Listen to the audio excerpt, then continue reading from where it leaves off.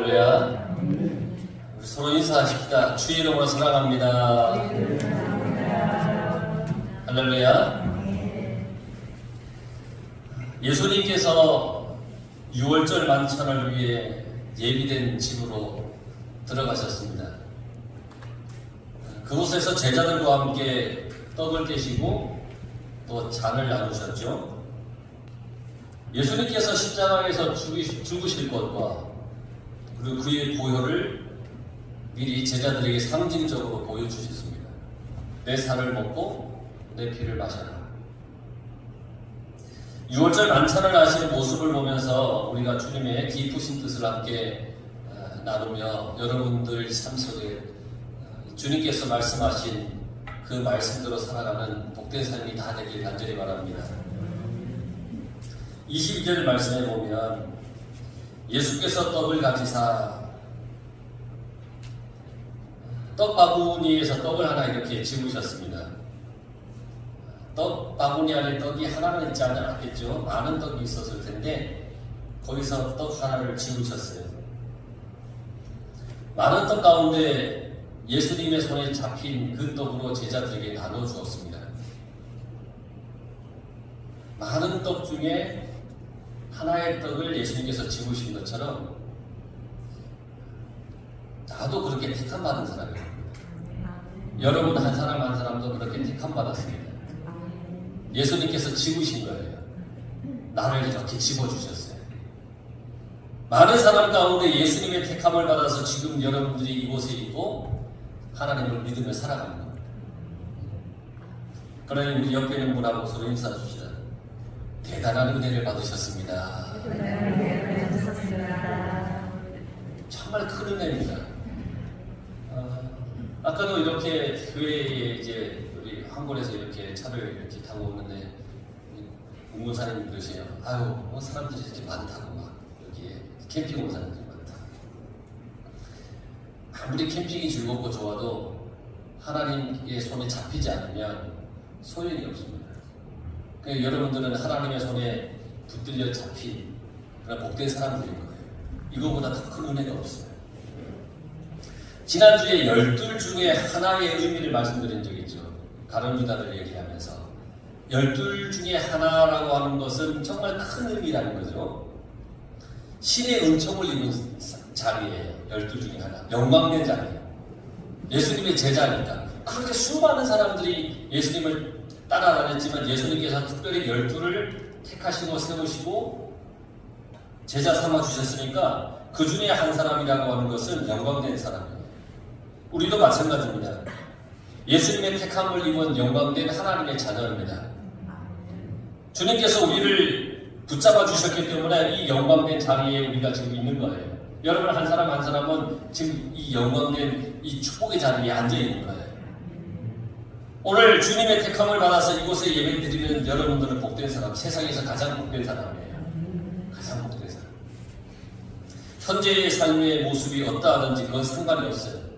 현재 나의 모습이, 이 외적 모습이 어떠한지, 내가 어떤 처지에 있든지 상관없어요. 지금 하나님의 부름을 받아서 이끌려서 함께 예배드리는 믿음을 가지고 살아간다고 하는 이 사실이 가장 복된 사실이라는 거예요. 최소한 우리는 한 가지 소망을 가지고 있지 않습니까? 하늘나라에 대한 소망. 이 소망이 있는 사람이 가장 복된 사람이에요. 그것은 영원한 곳, 영원한 복된 곳이기 때문이에요.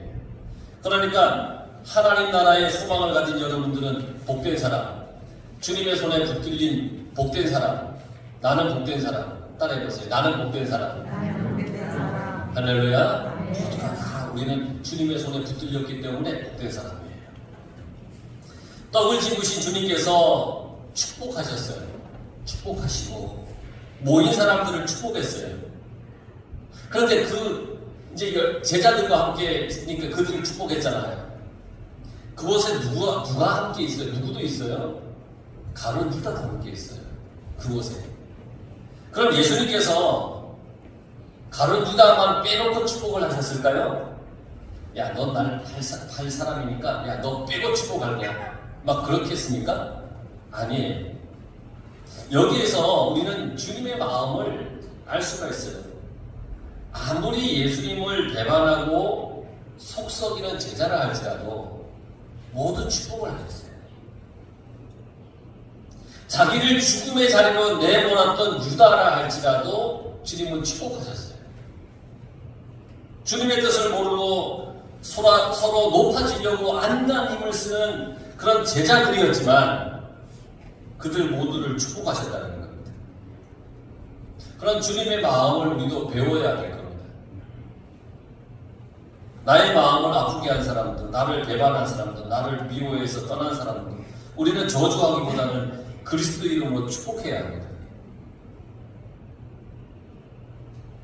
근데 말은 쉬운데 참 행하기 어려워요.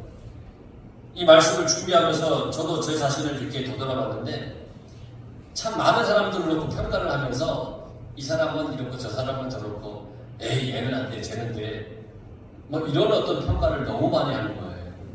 아, 주님은 그러지 않았는데 자신을 팔았던 가룟 유다마저도 축복하셨는데, 여러분 우리 모두가 축복의 사람이 되길 간절히 바랍니다.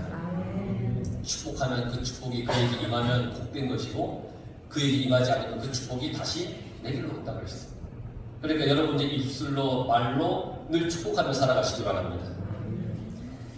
주님께서 떡을 떼셨습니다. 그리고 제자들에게 주었습니다. 떡을 떼라 할 때 떼어, 이거의 뜻은 뭐냐면 깨트리다라는 거예요. 깨트림. 고운 가루라는 뜻도 있습니다. 떼다라고 하는 것은. 그러니까 깨트린 고운 가루. 여러분 깨트려야 먹을 수 있고 나눌 수 있습니다. 덩어리는 혼자밖에 못 먹습니다. 그런데 그걸 떼고 깨트릴 때 모두가 함께 나누는 겁니다. 예수님께서 자신의 몸을 떼어 주었습니다. 자신의 몸을 깨트렸습니다. 십자가에서 자신의 몸을 다 깨트렸습니다. 십자가에서 자신의 몸이 고운 가루가 되었습니다. 그래서 온 인류가 예수님의 그 십자가의 희생으로 죄에서 자유함을 받은 겁니다. 예수님이 십자가에서 자신을 깨트리고 가루가 되지 않았더라면 우리는 여전히 죄악 가운데 허덕이며 불쌍한 인생으로 살아갔을 겁니다. 그러나 주님은 자신을 깨트려서 우리에게 죄사함의 은혜를 주셨습니다. 깨트려야 되는 거예요. 떼어 나눠야 되는 거예요. 그러면서 떼어 주시며 이르시되 받으라, 주시며 받으라 그랬어요.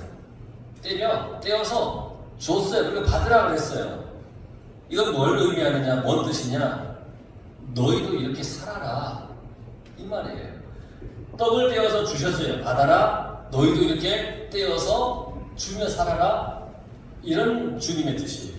나를 깨뜨려 너희에게 준 것처럼 너희도 그렇게 하라는 거예요. 십자가의 사랑처럼 우리도 이웃을 그렇게 사랑하며 살아가길 간절히 바랍니다. 그러니까 나도 나를 깨뜨려야 되고 나를 고운 가루로 만들어야 돼요. 그냥 내 것을 움켜잡고 하나의 덩어리만 가지고 이렇게 움켜잡고 있으면 나만 쓸 수밖에 없어요. 그런데 이걸 떼어 나누고 깨뜨리고 고운 가루로 만들면 모두가 하나님의 축복이 흘러져 나갈 수 있는 놀라운 은혜가 있다는 겁니다. 여러분들을 통해서 주님의 사랑이 흘러 넘쳐나길 간절히 바랍니다. 23절에 보면 그들에게 주시니 다 이를 마시네. 주님이 주시니까 이제 제자들이 다 그걸 받아서 마셨어요. 자신을 주신 예수님이에요. 이걸 받아서 먹었다는 것은 이것을 받아들였다라는 거예요. 그 제자들은 주님이 주신 것을 받아들였어요. 그들에게 주셨다고 하는 건 이렇게 살자는 거예요. 주님께서 야 우리 이렇게 살자. 우리 너희들도 나눠주며 살아. 우리도 그렇게 살자. 나를 따르라고 하는 주님의 그 말씀이에요. 제자들이 마셨다라는 것은 아멘 그렇게 하겠습니다 대답인 겁니다. 받아 마신 것. 6월절 만찬을 나누면서 주님과 제자들이 나눈 이 모든 것은 신앙적 결단이에요. 주님께서 너희들도 이렇게 나누면서 살고 사랑을 전하며 살아? 예, 그렇게 하겠습니다. 우리도 주님 말씀 전하고 사랑을 전하며 살겠습니다. 이런 결단을 했던 겁니다. 주님께서 우리가 어떻게 살아야 할지를 깊이 가르쳐 주시는 의미 있는 자리였어요. 의미 있는 자리. 그 6월절 십자가에 달리기 직전 6월절 제자들과 나눴던 그 만찬의 의미인 겁니다.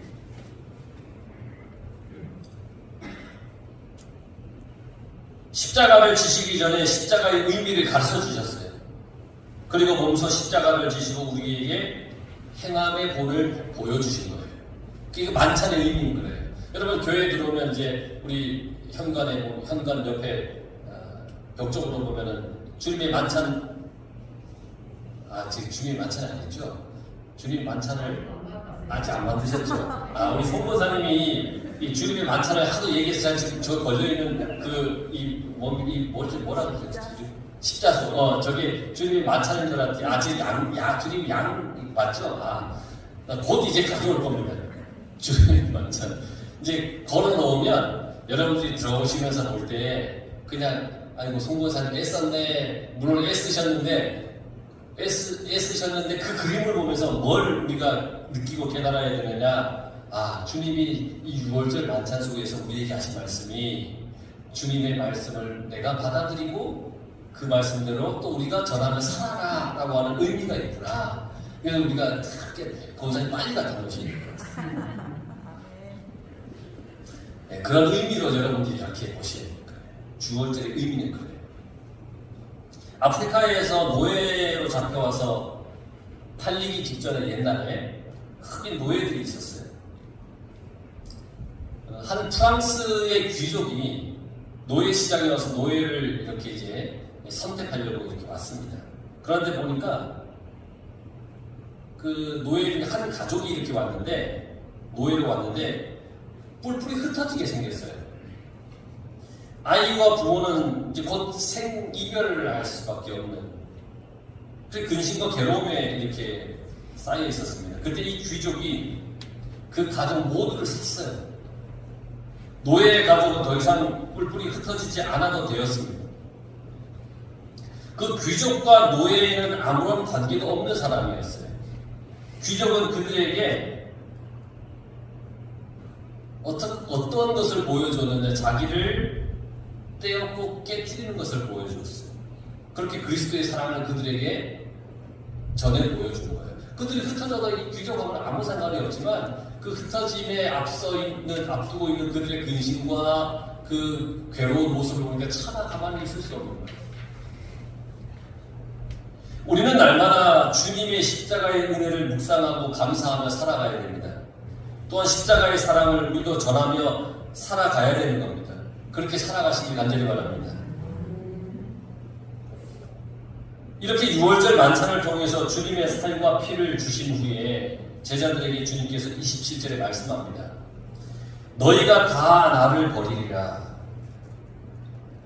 6월절 만찬을 통해서 굉장히 깊은 이야기를 하셨잖아요.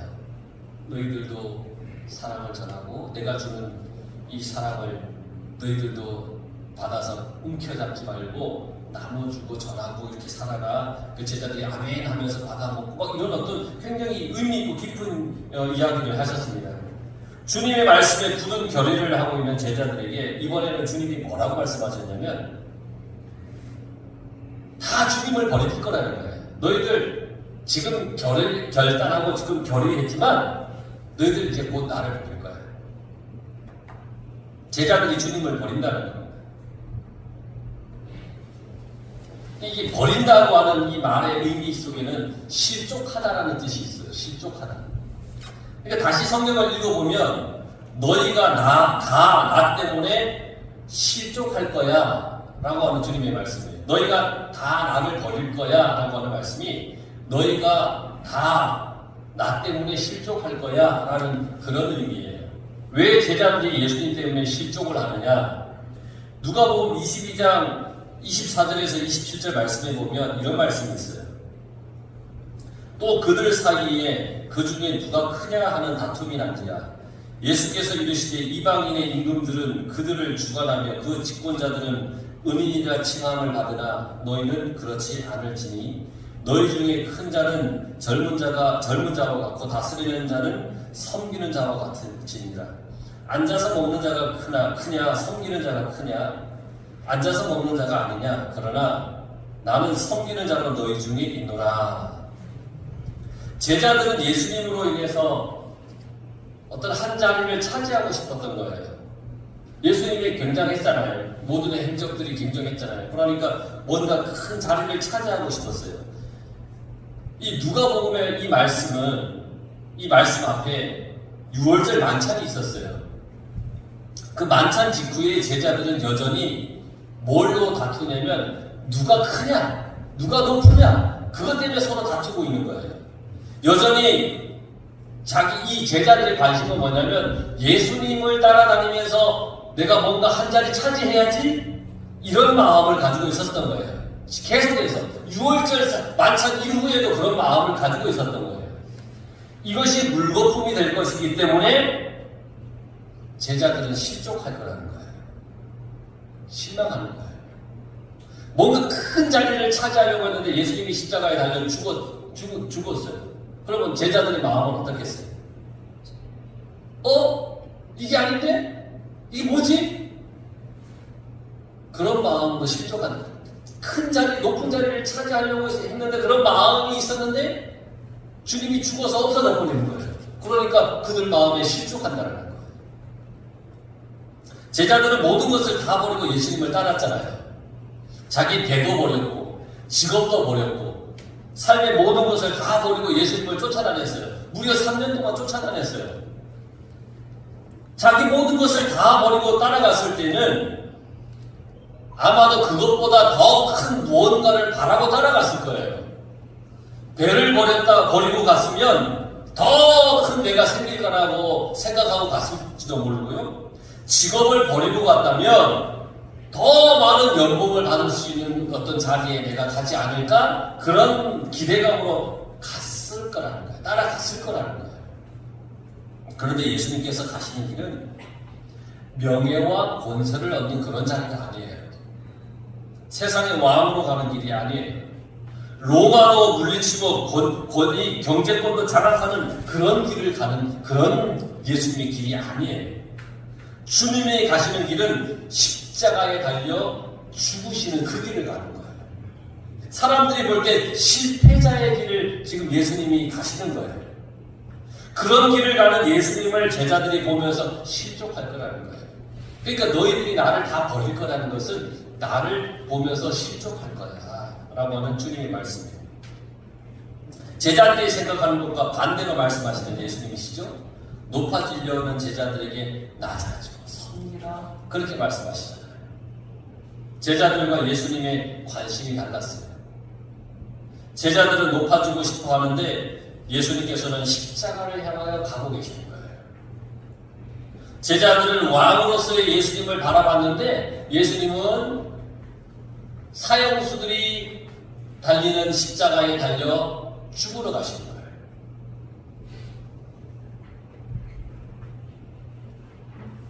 여러분, 내가 어떻게 해야 하나님께서 기뻐하실까요? 하나님은 우리가 더 기도하기를 원하십니다. 주님의 말씀을 깊이 알고 깨닫기 위해서 더 기도하고 더 깊은 영성을 쌓기를 원하십니다. 그럴 때 주님께서 가시는 길을 제대로 깨달을 수 있기 때문이에요.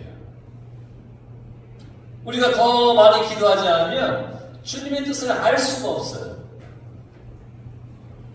주님께서 가신 것처럼 우리도 그렇게 가야 되는 거예요. 그런데 기도하지 않으면, 깊은 믿음의 영성이 없으면 세상의 것을 자꾸 바라보면서 주님과 비교하려고 해요. 그래서 우리는 성령을 근심시키지 말아야 됩니다. 우리가 믿음을 가지고 살아가야만 성령께서 기뻐하십니다. 여러분, 믿음 가지고 살아가시기 바랍니다. 믿음. 주님의 십자가의 은혜를 바라보고 살아야 성령께서 기뻐하신다고 했습니다. 우리는 더 순종해야 합니다. 나의 순종이 나의 만족에서 그쳐서는 안 됩니다. 나의 순종은 하나님께서 하시는 그 말씀에 항상 따라가야 됩니다. 그러기 위해서 더 순종해야 됩니다. 여러분, 십자가는 져도 안 져도 됩니다. 왜냐하면 자기 선택입니다. 그러나 십자가를 지면 기쁨과 영광이 됩니다.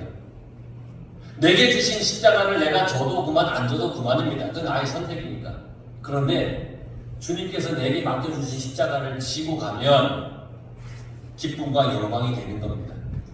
복음을 위해 내가 살아가면 기쁨과 영광이 되는 겁니다. 그걸 하나님께서 기뻐하시는 겁니다. 여러분, 하나님께서 기뻐하는 인생을 살아가시기 간절히 바랍니다. 모두가 실족할 것이라는 주님의 그 말씀. 그때 베드로가 뭐라고 반응을 하느냐면 29절 말씀해 보세요. 아, 주님 무슨 말씀이십니까? 다 버려도 나는 안 버립니다. 강력하게 얘기합니다.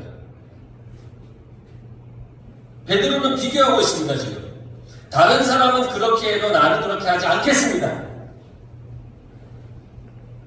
나와 다른 사람을 지금 비교하고 있어요. 다 그렇게 해도 나는 안 합니다.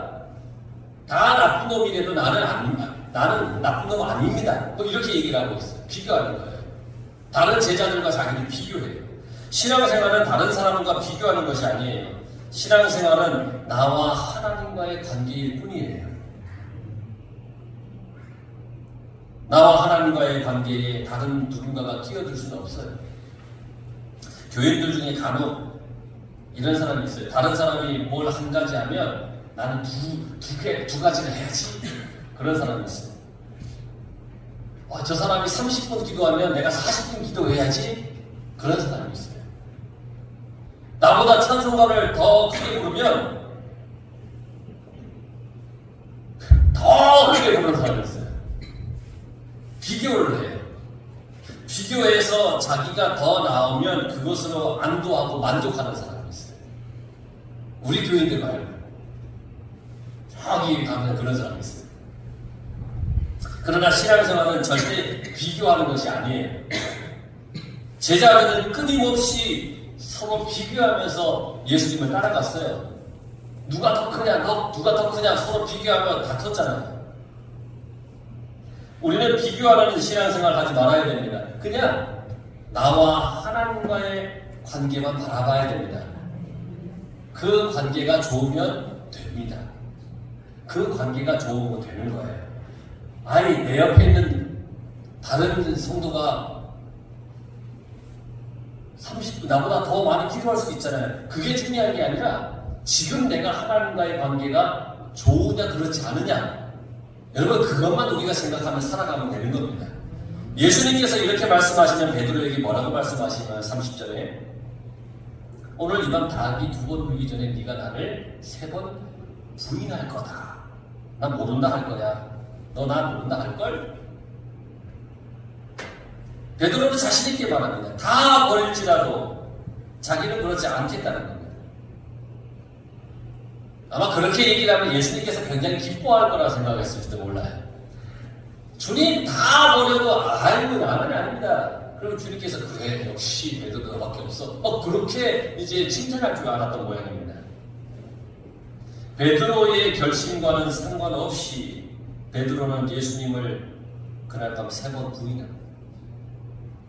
분명히 결심했잖아요. 나는 안 그럽니다. 다 버려도. 근데 그날 밤 주님의 말씀대로 베드로가 아무리 결심을 했었어도 주님을 3번이나 부인해버리고 모른다 그러고 버려버립니다. 31절 보세요. 내가 주와 함께 죽을지언정 주를 부인하자. 그러니까 다 버려도 나는 안 버립니다 보다 더 강력하게 얘기하고 있는 거예요. 내가 주님과 함께 죽을지언정 안 버립니다. 주님 십자가에 달리신다고요? 나도 같이 달립니다. 뭔 소리십니까? 뭐 그러는 겁니다. 대단한 충정심이죠. 자기가 죽을지언정 주님을 떠나거나 부정하지 않겠다니까 이보다 더 큰 충정심이 어디 있습니까? 신앙이 굉장히 좋아 보입니다. 대단한 결단력을 가지고 충성을 맹세하는 어떤 장수가 맞습니다. 내가 주님과 함께 죽을지언정. 그러나 아무리 신앙이 좋아 보이고 충정심이 대단해 보여도 소용없습니다. 나 나의 충정심보다 더 중요한 게 뭐냐? 그건 하나님의 뜻입니다. 하나님의 뜻이 더 중요합니다. 내 의지와 내 결단보다 하나님의 뜻이 더 중요합니다. 그러니까 우리는 하나님의 뜻을 따라 살아야 됩니다. 내 의지와 결단으로 살아가는 게 아니라 하나님의 뜻. 그래서 그 뜻이 발견되었을 때 아멘 하면 따라가는 겁니다. 때로는 나의 열심이 하나님의 뜻을 방해할 수가 있습니다. 제가 신학교 1학년 때 친구가 교육전도로 섬기는 교회에 부흥회를 하기에 친구가 부탁을 했어요. 반주를 좀 해달라고, 키보드 반주를 좀 해달라고. 그래서 오케이 가자. 그래서 대전에서 이제 천안, 그 친구가 목회하는 이제 섬기는 게 천안으로 이렇게 갔습니다. 근데 집회가 이제 깊어지고 성령의 역사가 막 일어나니까 느닷없이 한 사람이 술을 마시고 뒤에서 막 이제 교회 문을 열고 소란을 피우는 겁니다. 그때 당시 그 교회는 이런 이제 건물의 교회가 아니라 창고를 개조해서 교회를 만들었어요. 그 뒤에 문을 다 열고는 막 술 먹은 사람이 소리를 막 지르고 이제 소란을 피웁니다. 그러니까 그때 강사 목사님께서 뭐라고 말씀하시냐면, 자, 여러분은 그냥 기도하십시오. 기도를 시켰어요. 기도하는 거예요. 이제 사탄 마귀가 지금 방해하는 거니까 기도로 이겨야 되니까 기도하라는 거예요. 그런데 제가 신학교 1학년 때니까 20살 때 아닙니까? 20살. 한참 혈기가 막 왕성한 막 그런 20살 때. 그 혈기에 못 이겨서 나름 저 술 먹은 저놈 하나 내가 못 제압하겠나 싶어가지고 이제 밖으로 나갔습니다. 나가서 저 술 먹은 저희를 내가 제압하면 강사 목사님도 잘했다고 할 테고 교인들도 박수 쳐줄 거라고 생각해서 다 나갔습니다. 20살 때만 해도 그래도 태권도를 학생 때 했기 때문에 뭐 저거 뒤차게 한 방이면 나가 떨어지겠지 이제 생각하고 이제 다 나갔습니다. 그런데 술 마신 사람 제압하기가 참 어렵습니다. 게다가 귀신까지 들린 사람이라 그냥 사람의 힘을 알 수가 없는 겁니다. 그 장정은 대여섯 명이 같이 나와서 붙들려고 하는데 붙들어지지 않는 거예요. 힘이 얼마나 센지. 나의 열심이, 나의 충정심이 사탄을 쫓아내고 하나님의 역사를 보이려던 그 하나님의 뜻을 방해하게 되었을 거예요. 나의 어떤 그 의지가 되려 하나님의 뜻을 방해하게 된다는 겁니다. 여러분 열심을 다하는 거 다 좋습니다. 하지만 나의 열심보다 나를 통해서 역사하실 하나님의 뜻을 다르게 아는 것이 더 중요한 겁니다. 그때 저는 그 자리에서 계속 반주를 해주고 교인들이 기도하게 했어야 되는 거예요. 근데 나의 열심이 앞서다 보니까 하나님의 뜻을 거스르는 것들도 치고 창피해 죽는 줄 알았습니다. 여러분, 주님은 베드로가 주님을 부인할 줄 이미 아셨어요. 그걸 통해서 베드로가 더 단단하게 복음의 사람으로 만들어질 줄도 알고 계셨습니다. 그런데 베드로는 아무것도 모르면서 사람의 의협심과 그 충정심만 앞세웠던 겁니다. 내 생각보다 하나님의 뜻을 바라봐야 됩니다. 나에게 주신 나의 십자가의 길을 우리는 묵묵히 걸어가야 됩니다. 주님의 뜻을 위해 나를 깨트려야 됩니다.